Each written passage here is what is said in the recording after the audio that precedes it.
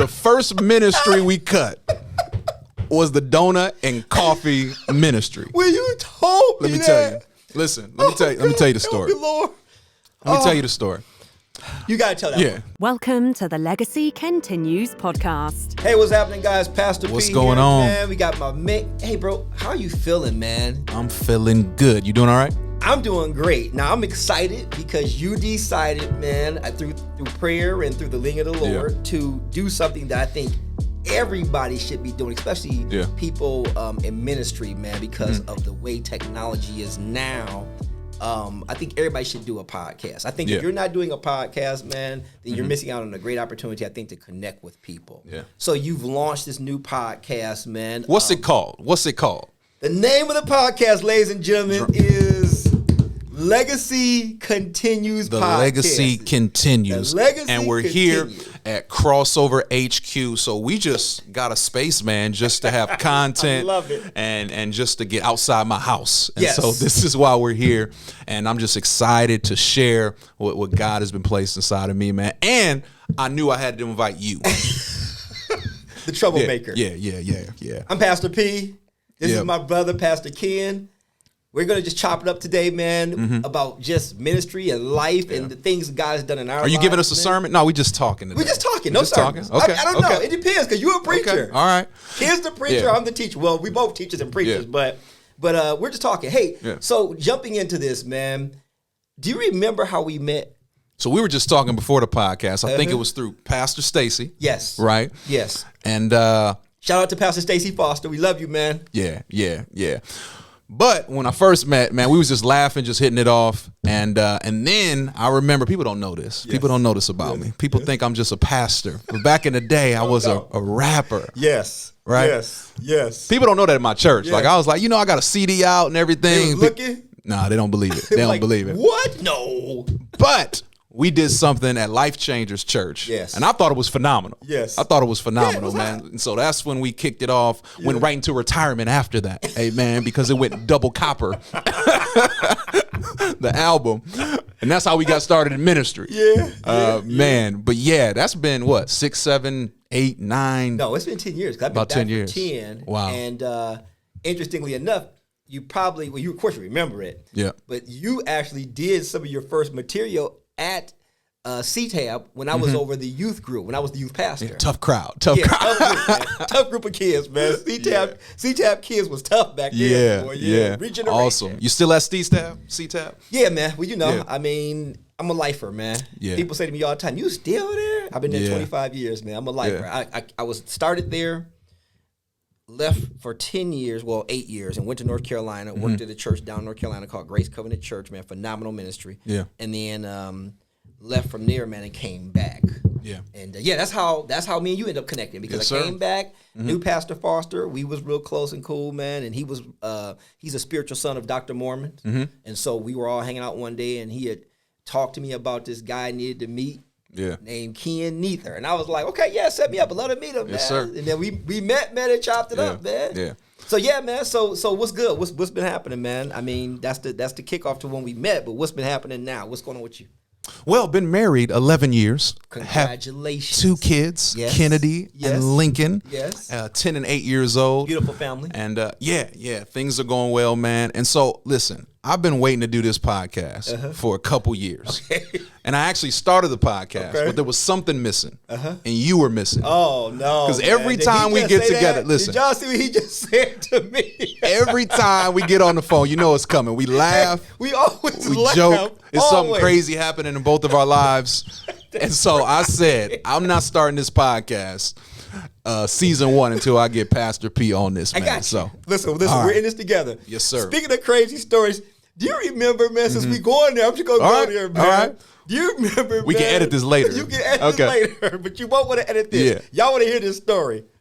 Do you remember, man, when you first started, man, with the church plan, how you was going out, man, and buying donuts and coffee? Cass was coming and eating up the donuts and coffee, but what helping you do those setups? Oh, man. The first ministry we cut was the donut and coffee ministry. Well, you told me Let me tell you. Listen, let me tell you the story. Lord. Let me tell you the story. You got to tell that one. Listen. We started our church. Y'all about to die. Listen carefully. You about to holler. Listen, if you have any desire to be in ministry, you need to listen to this story. Listen to this. Go ahead, man.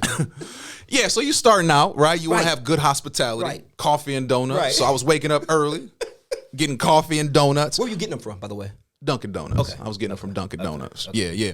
But also, let me add this to the story. Yeah. But then I had the mothers of the church, my mother, started cooking breakfast. What? For the team. Oh, so you didn't tell me that. Okay, I'm about to add this part. Okay. And they're cooking breakfast. Service about to start. You know, we got the timer and everything. Sure. 11 o'clock hit. Sure. Nobody's in attendance, but I know people are there. What do you think they're doing? Yeah. Oh, yeah. Coffee. And donuts. Donuts. Yeah. And eating eggs, grits. Bacon. And I remember, because I was in the back, you know, when you first start, you got to be the audio person, the video person. And I remember my audio person, he was supposed to be on the knobs, on the ones and twos. I was like, man, this biscuit is good. And the first thing I did, we canceled our hospitality ministry. Listen to it. This is a true story. Over a 3-month period, I wrote down, everybody called me, how many times they talked about food. Of course. So it's about 75 times. Hey, Pastor, what food we getting this Sunday? Nobody ever called me on how to reach lost people. Right, no. And so I remember I did a sermon. We care more about biscuits and gravy than we care more about people going to hell. Was that the sermon title? No, that wasn't a sermon. That was a subtitle. Subtitle, we care more about biscuits and gravy than people going to hell. Oh, Lord help me. So from this day forth, we're canceling the food ministry.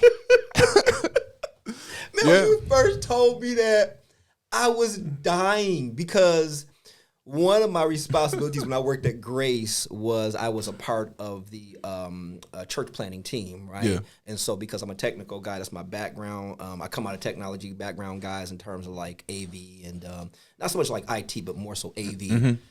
Mm-hmm. And so when I got hired on, I was hired on, and the church makes this grand decision that, hey, we're now going to start doing church plants and satellite churches. Yeah. And that was during that time period. Yep. And so put the team together, and my boss is like, yeah, you got to be a part of this team, and yada, yada, yada. Mm-hmm. And I can remember, man, sitting here laughing, thinking about that. I can remember, man, all the stories, man, because it's nothing like planning a ministry for the first time because of all the great stories you get, man. But that right there, that one, that's one of the funniest ones I've ever heard before. Yeah. I tell everybody that story, like, man, I got a partner of mine, man, a good brother named Pierre. I tell him about you. I'm like, when he tells this story about how he used to have coffee and donuts, and that would not to set up a single thing. Yeah, we love that story. Listen, this is why we're doing the podcast. This is why, because you're gonna hear some stuff. Behind the scenes. Oh yeah, you're gonna get the real. Oh yeah, behind the scenes, man. Because we laugh. Think people? Do you? Okay, let me ask you this: do you think? Obviously, people need to hear it. People that think ministry is all gloss and glam. Yeah. But do you think that people think it's really glossy and glam, man? Honestly, do you think that? Ministry sucks. Yeah, I mean, no, seriously. Like, we know that, though. But, like, we know that, right? Yeah. Like, we know that. No, seriously. This is what I've learned about ministry. Yeah. That it never gives you back what you put in. That's right. But God gives you back. Amen. That's good.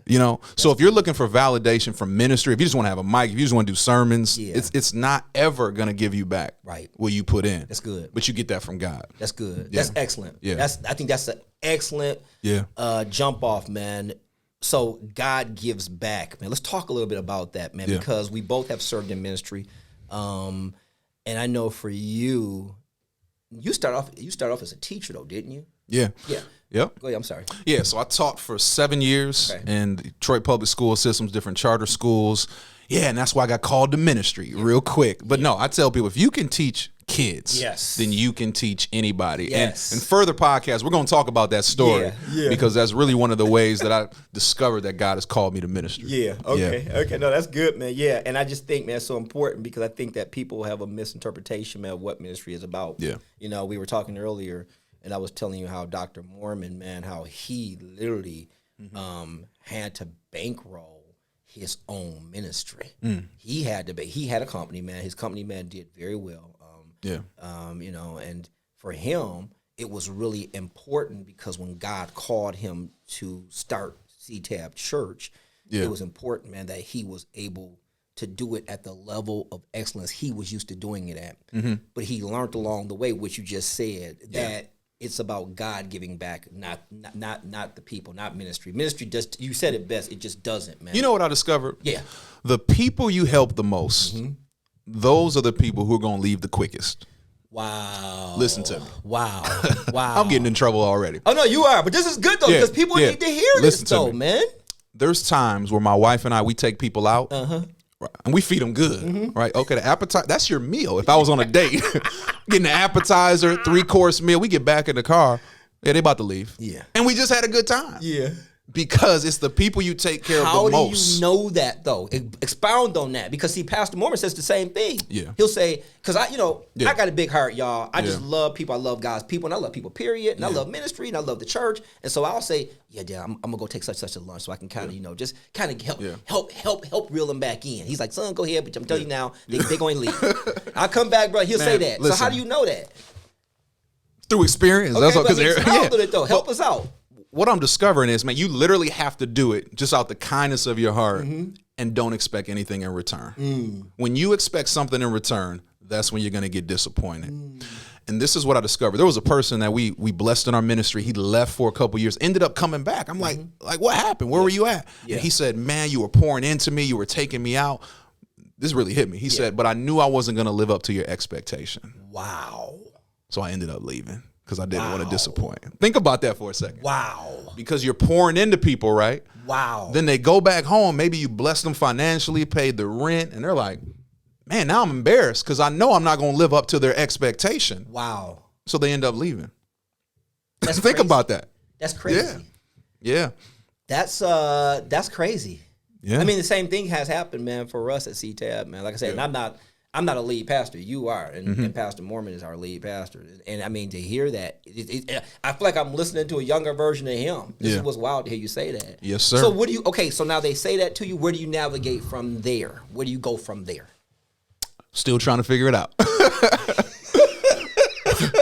What I realized, man, number one, you got to live peaceable with everyone. Yes. You still got to reach out to people. Absolutely. And sometimes you just got to say, man, I feel like you've transitioned. You're more important than a church member. Sure.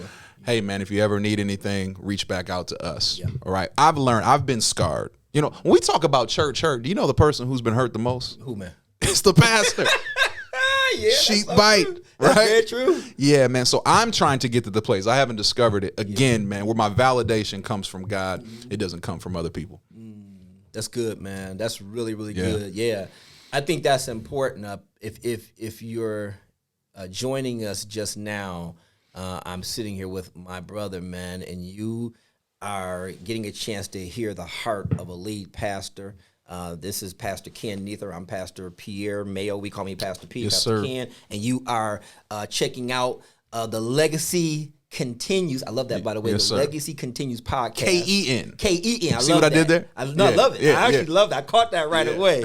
And you're listening to two pastors, one who's an associate pastor, one who's a lead pastor, dialogue just about ministry.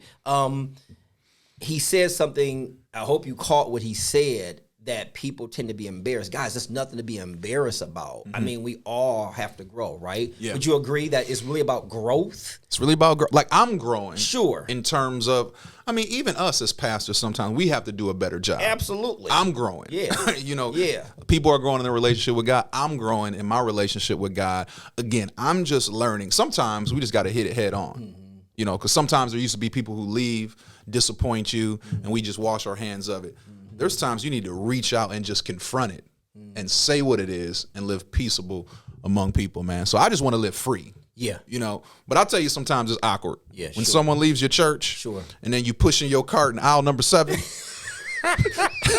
and then your hand reach at the Frosted Flakes and somebody else's hand reach for the Frosted Flake. You turn around, it's a former member of the church. You had that experience? Yes. Have you? Yes. What does that look like? It looks like going to I'm driving a half hour away to get my groceries down.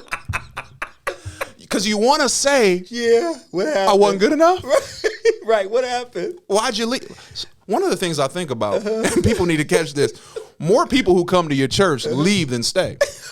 Sure. No, think about this. Sure, out of absolutely. every 10 people who come, if you get 5 people to come back, that's success. Sure. So that means they came to your church, got in the car, and decided we're never coming back. That's one of the things I think about all the time.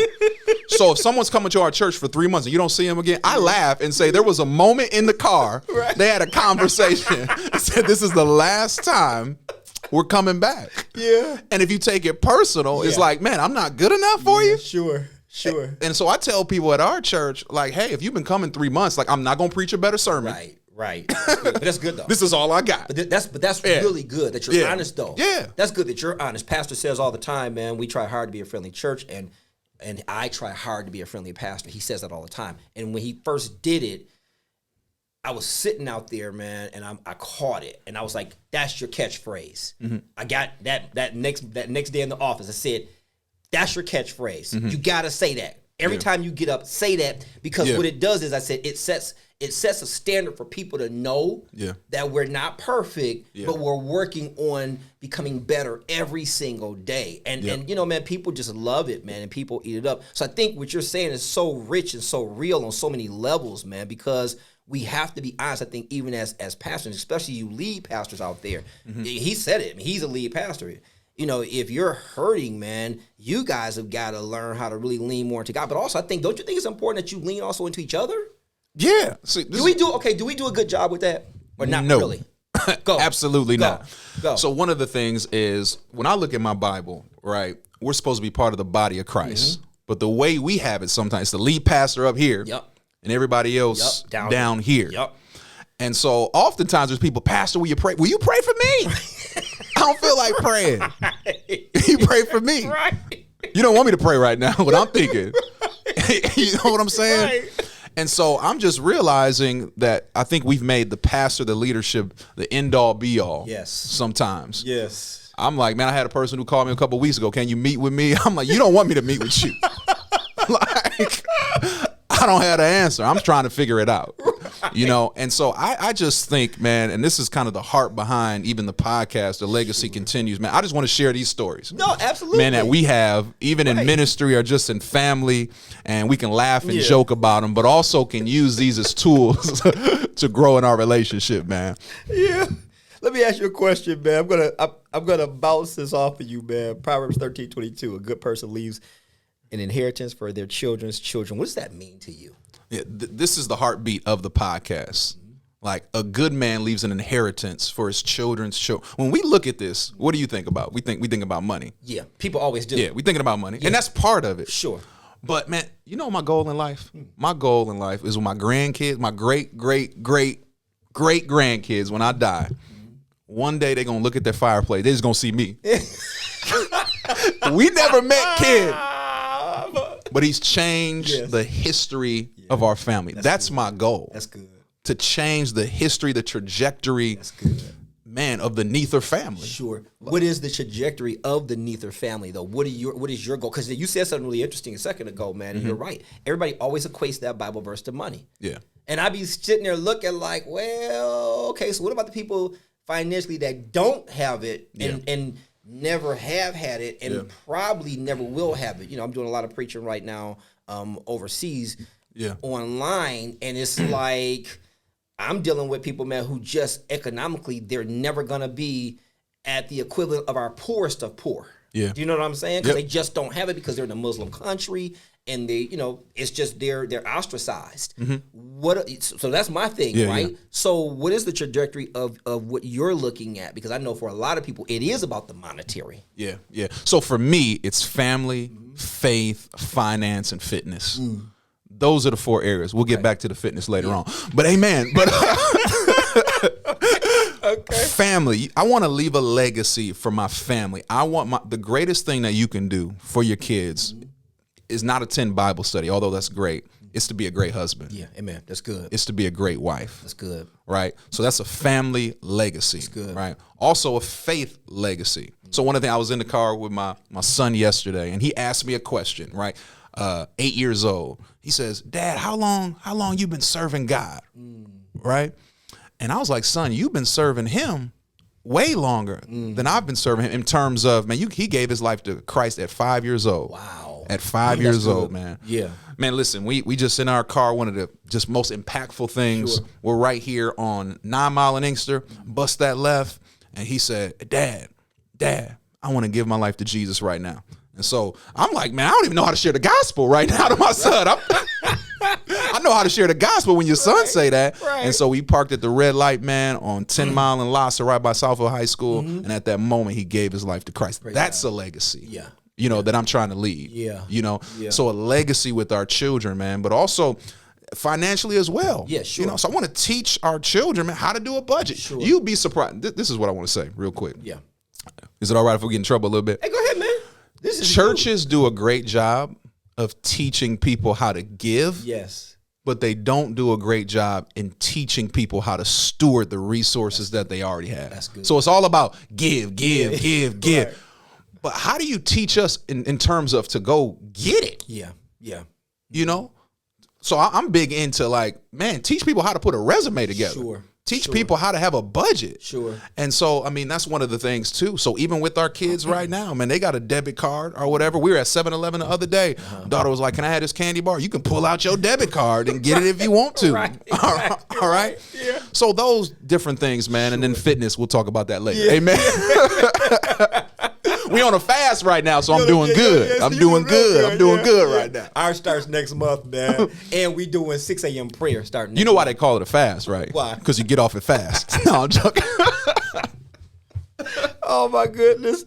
No, that's good. I think that's powerful what you're saying, man. So the overall goal then for you is to really, like you said, I mean, it is to teach them how to be stewards of what they've gotten, man. But it's even beyond that. It sounds like you're really big too in teaching them about the importance and the value of who God is in their lives and who he is, you know, in the Neither family's life. Do you feel like as a pastor, man, that your children, man, are going to be in ministry?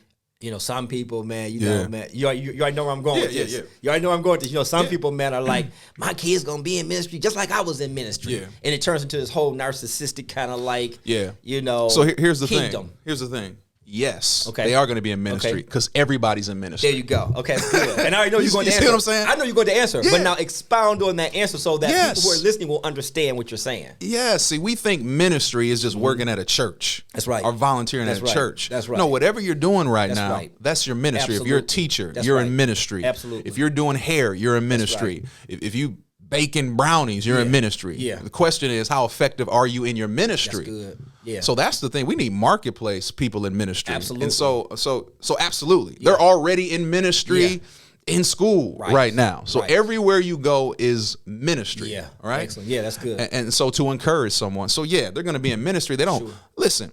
I'm not pressuring my son or daughter. We go share some of these stories.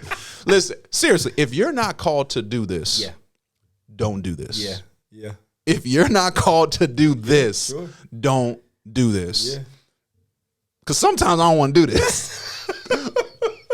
But I'm called to do this. Sure. There's never been a moment. I've had some ups, some downs, some twists and turns. There's never been a moment where I wanted to quit because I know without a shadow of a doubt I was called to do this. If for some reason I doubted my calling, I would have been quit. Yeah, sure. All right. So when there's a call, listen, first there's a call to God, then there's a call to ministry. And oftentimes people just want the ministry part without being called to God. So we're really going to break it down, man, because really this is what the podcast is about, just as I talked about. We're going to be talking about family, faith, finances, and one day we're going to talk about fitness when I get it right. So that's really the values of this ministry, man. So listen, if you're listening to this podcast, man, we're going to talk about family. One day I'm going to bring my wife in. Good. That'd be awesome. I got to be here, though, and we're going to edit that one real good. We're going to talk about faith, even finance and fitness. Man, those are the real things, man, that I think about on an everyday basis. That's leaving a legacy. Yeah, that's good, man. The 4 Fs. The 4 Fs. There you go, baby. Okay, man. Well, sounds good, man. Well, listen, man, we are excited you guys joined us today, man. Again, I'm Pastor P. This is my brother, man, Pastor Ken Neither, man. We call him Pastor Ken. And we want you to like, subscribe, share this with people, man. Help change people's lives, man. You're going to hear real talk about real ministry life, man, and what it really looks like to be in the trenches day in and day out. And until next time, man, what we thinking, man? You want to Want to close it out, man? What you feeling? It's your podcast. My podcast. This your podcast. Do what you want to do, man. This is the Legacy Kentinues podcast. I'm gonna give you the Russell Simmons. Thank God. God bless y'all. God bless you. Good night. We'll see you on the next one. Well, I hope you enjoyed that episode of the Legacy Continues podcast. This is what I want you to do. I want you to like, subscribe, and share this video. Let us know how this is connecting with you in the comments, and I can't wait to see you on the next episode.